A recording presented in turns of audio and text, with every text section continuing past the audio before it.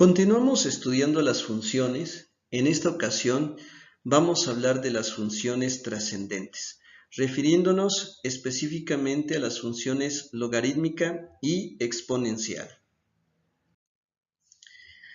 La función logarítmica es cualquier expresión que se pueda representar de esta manera, como f de x es igual al logaritmo base b de otra expresión que depende de x, de g de x.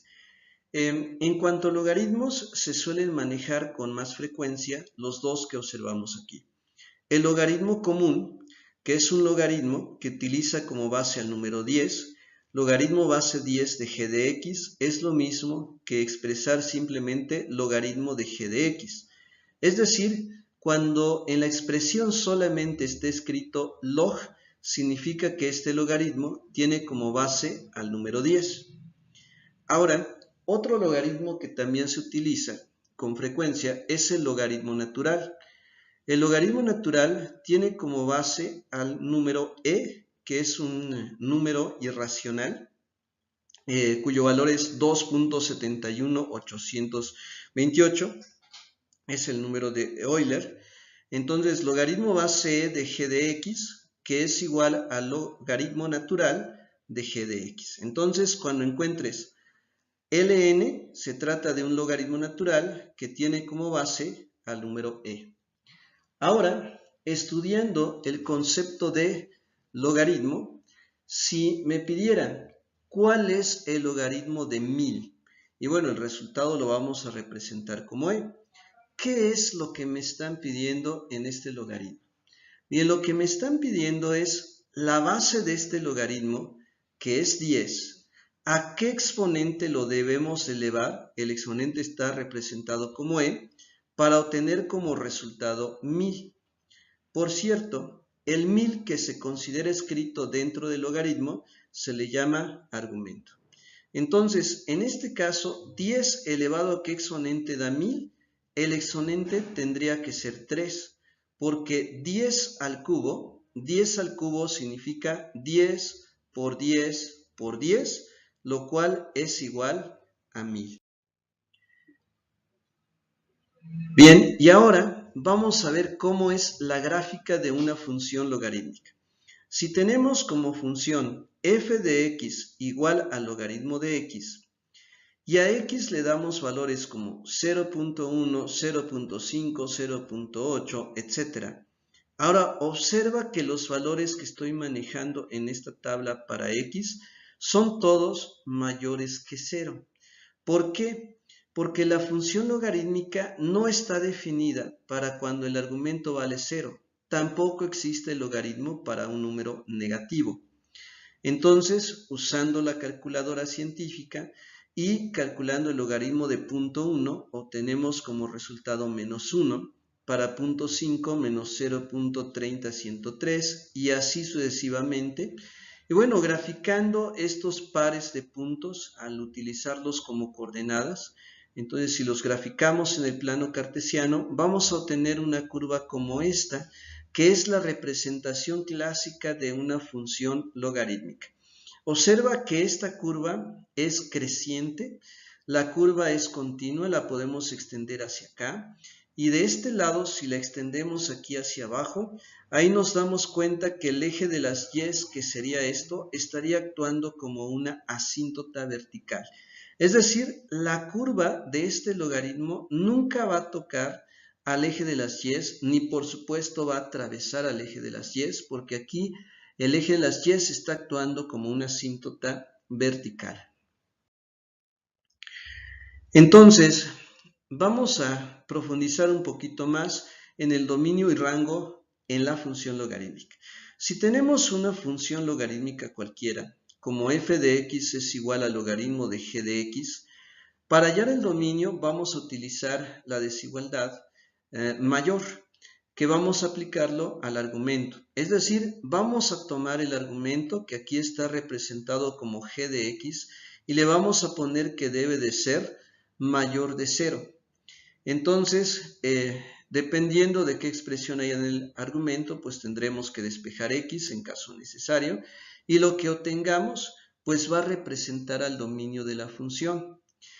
Pero en el caso del rango de una función logarítmica, podemos decir que en general corresponderá a todos los números reales. Es decir, la y tendrá valores que pertenecen al intervalo que va de menos infinito hacia infinito. Bien, veamos un ejemplo. Calcula el dominio y el rango de la función f de x es igual al logaritmo natural de 2x menos 4. Bien, primero, para calcular el dominio, simplemente vamos a tomar el argumento, que es 2x menos 4, y le vamos a poner que debe de ser mayor que 0. ¿Por qué? Porque recuerda que el logaritmo no existe para valores del argumento que sean 0 o negativos. Entonces aquí simplemente vamos a despejar x, el 4 que está restando lo pasamos sumando, y luego el 2 que está aquí multiplicando la x lo pasamos dividiendo. Nos queda que x debe ser mayor a 4 medios, claro, como es divisible, 4 entre 2 queda 2, nos queda que x debe de ser mayor que 2. Así que el dominio será x pertenece al intervalo que va desde 2 a infinito sin incluir al 2. No incluimos al 2 porque si al 2 lo sustituimos aquí, nos queda 2 por 2 da 4 y 4 menos 4 es 0. Nos quedaría logaritmo natural de 0, lo cual no existe. Por eso el 2 no está incluido en este intervalo. Ahora, en cuanto al rango, pues realmente no es necesario calcularlo. En el rango tenemos los valores posibles para la y, tal y como lo mencioné en la diapositiva anterior. Simplemente la y pertenece al intervalo que va de menos infinito hacia infinito. Bien, esta es la gráfica de la función logarítmica que acabamos de ver, donde f de x es igual al logaritmo natural de 2x menos 4. Recuerda que si tomamos 2x menos 4, lo igualamos a 0 y despejamos, vamos a encontrar una asíntota vertical, que en este caso la asíntota vertical sería x es igual a 2.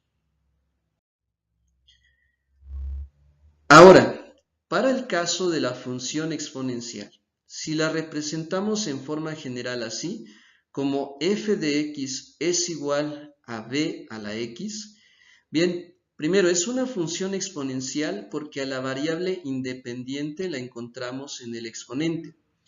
Si tenemos una expresión así de sencilla como esta, b a la x, podemos describir dos casos para la función exponencial. Cuando la base b tiene un valor que resulta mayor que 1, a la hora de graficar vamos a tener una curva como esta que resulta ser continua y creciente. Y en este caso, el eje de las x estaría actuando como una asíntota horizontal. Ahora, si la base b tiene un valor que es mayor que 0, pero menor que 1, al realizar la gráfica de la función exponencial vamos a encontrar esta curva que corresponde a una función exponencial decreciente, donde nuevamente el eje de las x está actuando como una asíntota horizontal. Y también observa que aquí la curva corta el eje de las y en 1, en ambos casos. Esas son las características principales de la función exponencial.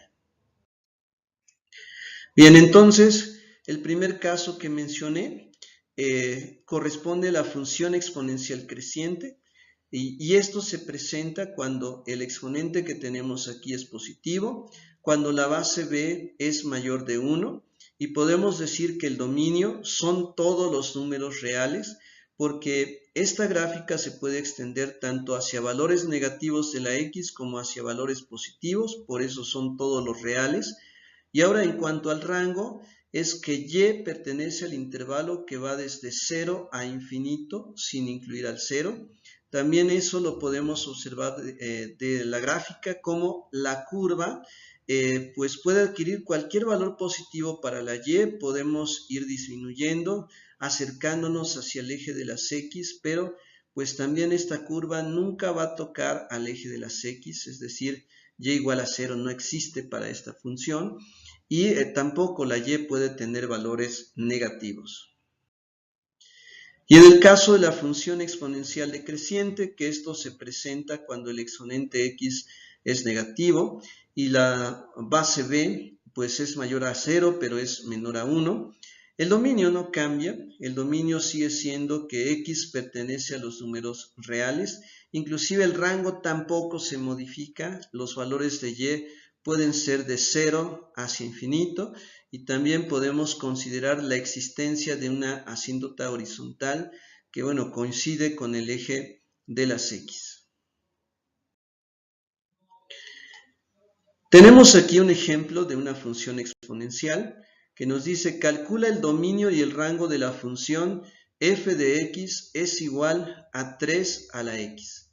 Ahora, como observamos que la base es 3 y la base es mayor de 1, entonces se trata de una función exponencial creciente.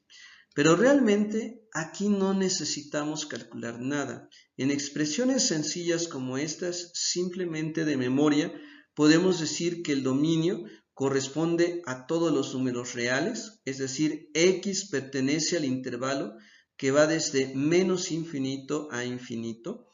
Y bueno, graficando esta función, pues podemos comprobar que la función existe para cualquier valor de x negativa, también existe para cualquier valor de x positiva, también existe para cuando x es igual a 0. Y en cuanto al rango, también utilizando la memoria, decimos que y pertenece al intervalo que va desde 0 a infinito, entonces la función existe desde 0 a infinito para valores de y que la gráfica tampoco tocará al eje de las x, entonces y no puede ser igual a 0, por eso el 0 no está incluido dentro del intervalo que representa al rango.